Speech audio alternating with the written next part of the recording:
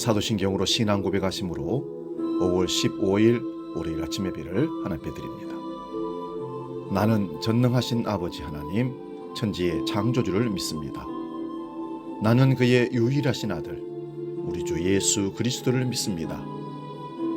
그는 성령으로 잉태되어 동정녀 마리아에게서 나시고 본디오 빌라도에게 고난을 받아 십자가에 못 박혀 죽으시고 장사된 지 사흘 만에 죽은 자 가운데서 다시 살아나셨으며 하늘에 오르시어 전능하신 아버지 하나님 우편에 앉아 계시다가 거기로부터 살아있는 자와 죽은 자를 심판하러 오십니다. 나는 성령을 믿으며 거룩한 공교회와 성도의 교제와 죄를 용서받는 것과 몸의 부활과 영생을 믿습니다. 아멘.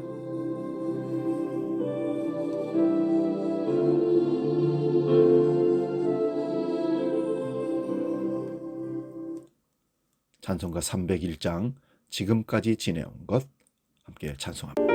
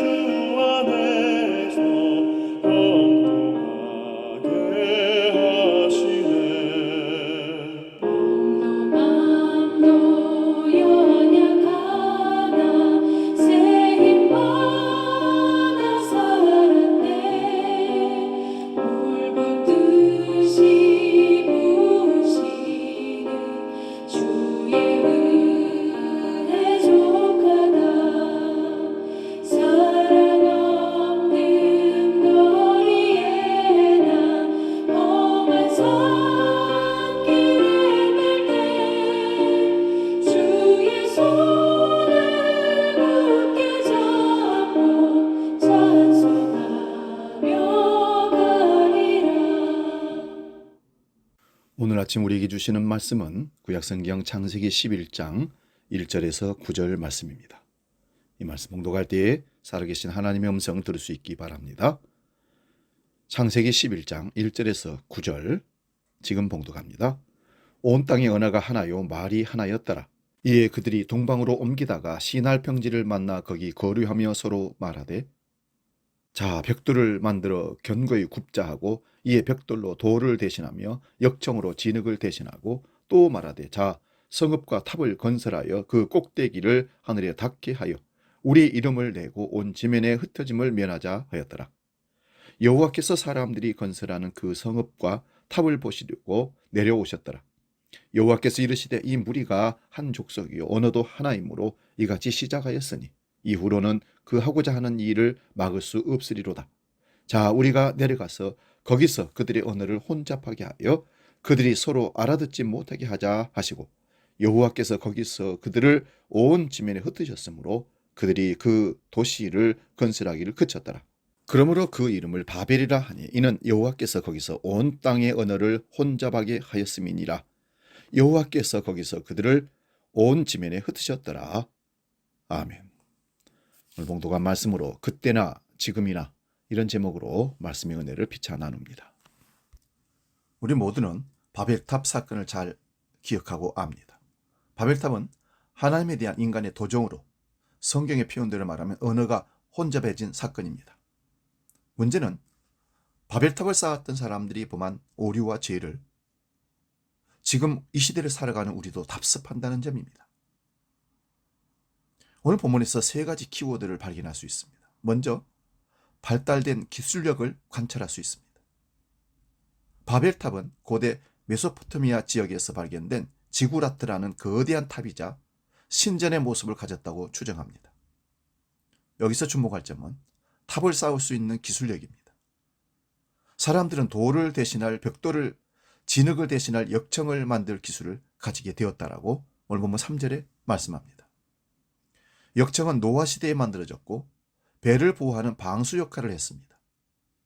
노아에게는 생명을 보호하기 위한 도구가 창세기 11장의 사람들에게는 하나님을 대적하는 데 사용된 셈입니다.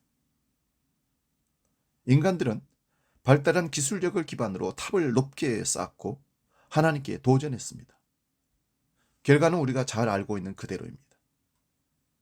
성경에서도 현실에서도 인간은 하나님께서 주신 선한 것을 자기 욕망을 위해서 사용하는 잘못된 행실을 반복하고 있는 것이 우리의 모습입니다. 그래서 오늘 본문의 말씀을 그때나 지금이나 똑같이 범죄한다는 것입니다. 오늘날 우리는 발달된 기술력으로 하나님께 영광을 돌리는 것이 아니라 오히려 하나님을 무시하고 인간의 이름을 내고 인간의 기술을 예찬하고 자랑하는 이런 모습으로 타락해가고 있습니다. 단적인 예로 핸드폰, 스마트폰을 예를 들 수 있습니다. 기술이 발달되어 IT 반도체가 발달되어 손 안에 전화기를 들고 다니는 시대, 온갖 정보를 다 훑어보는 시대, 말 그대로 스마트폰 없이 살 수 없는 시대가 되어버렸습니다. 엄청난 전자 기술의 발달로, IT 기술의 발달로 인간들의 삶은 편안해지고 훨씬 더 정보가 많아지는 것이 사실입니다. 그러면 이렇게 발달된 기술로 우리는 하나님을 기쁘시게 하고 있는 건지 한번 생각해 보시기 바랍니다. 두 번째 키워드는 연합입니다. 사람들은 연합해서 모여 사는 거, 연합해서 노는 것을 참 좋아하는 것 같습니다. 연합하면 힘이 생기기 때문에 그렇습니다. 정치인도 그렇고 문화인들도 그렇고 경제인들도 그렇고 종교인들도 그렇고 모두가 연합입니다. 종교를 한번 생각해 볼까요?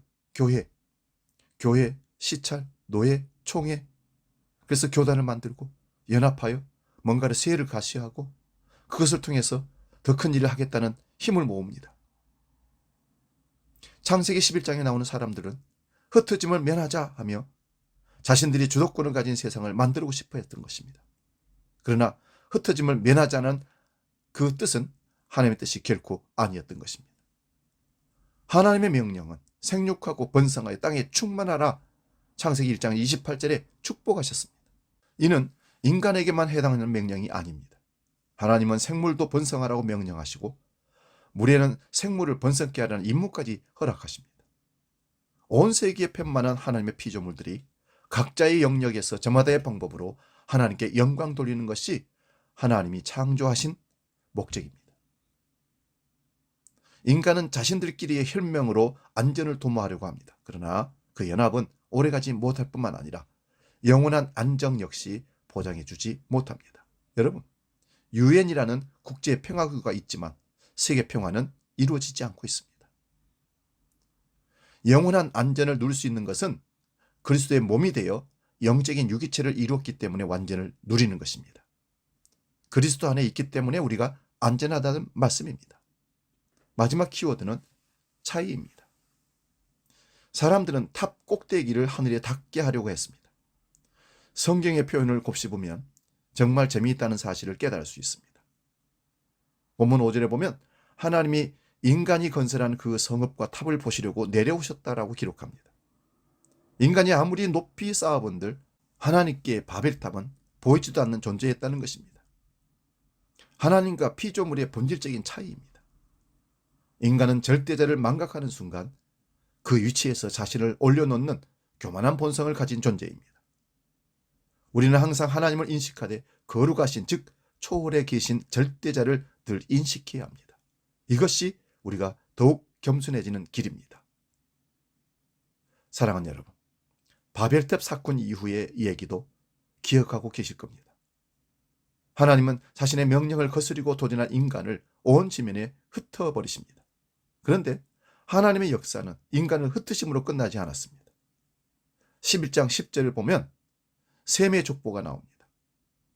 수대를 신속하게 거쳐 아브라함이 등장을 합니다. 아담이 실패했지만 가죽옷을 입히셨던 것처럼 타락한 세상 속에서 노아를 선택하여 방주를 준비시키신 것처럼 하나님은 자신을 거역한 인간을 구속하기 위한 역사를 계속해서 반복하며 이루어 가십니다. 이렇게 하나님은 끝없는 자비와 은혜를 자신의 영광 속에서 나타내시는 분이라는 사실을 결코 잊지 마시기를 바랍니다. 사랑하는 여러분, 그때나 지금이나 여전히 사단의 유혹에 넘어가고 자기 교만의 정욕적인 교만에 빠져서 하나님께 도전하는 일들이 인간 세상에 비일비재하게 지금도 계속해서 일어납니다. 창세기 11장의 바벨탑 사건은 오늘날 똑같은 바벨탑 사건으로 재현되고 있다는 사실을 깨닫고 그때나 지금이나 범죄하는 우리 인간 죄를 회개하고 겸손하게 하나님께 돌아가 하나님을 섬기는 하나님 백성 될 수 있기를 주의 이름으로 축원드립니다. 기도하겠습니다. 아버지 하나님, 인간들은 끊임없이 자기 깨와 자기 계획을 가지고 기술력을 축적시켜서 하나님께 도전하고 연합하여 하나님께 도전하고 차이가 있음에도 불구하고 하나님을 무시하고 하나님의 자리에 인간을 올려놓으며 도전하는 교만한 우리 인간인 것을 회개합니다. 아버지, 우리 모두가 다 하나님 앞에 피조물이라는 사실을 깨닫고 전능하신 하나님이 우리를 살리시고 입히시고 도우시고 인도한다는 사실을, 생사화복을 주장하시는 분이 하나님이라는 사실을 인정하고 날마다 하나님의 거룩한 존재로 이 땅을 살아가는, 하나님을 높여드리는, 찬양하는 하나님 백성 되게 하여 주시옵소서. 이제 주기도로 함께 기도합니다. 하늘에 계신 우리 아버지, 아버지 이름을 거룩하게 하시며 아버지의 나라가 오게 하시며 아버지의 뜻이 하늘에서와 같이 땅에서도 이루어지게 하소서. 오늘 우리에게 일용할 양식을 주시고 우리가 우리에게 잘못한 사람을 용서하여 준 것 같이 우리 죄를 용서하여 주시고 우리를 시험에 빠지지 않게 하시고 악에서 구하소서. 나라와 권능과 영광이 영원히 아버지의 것입니다. 아멘.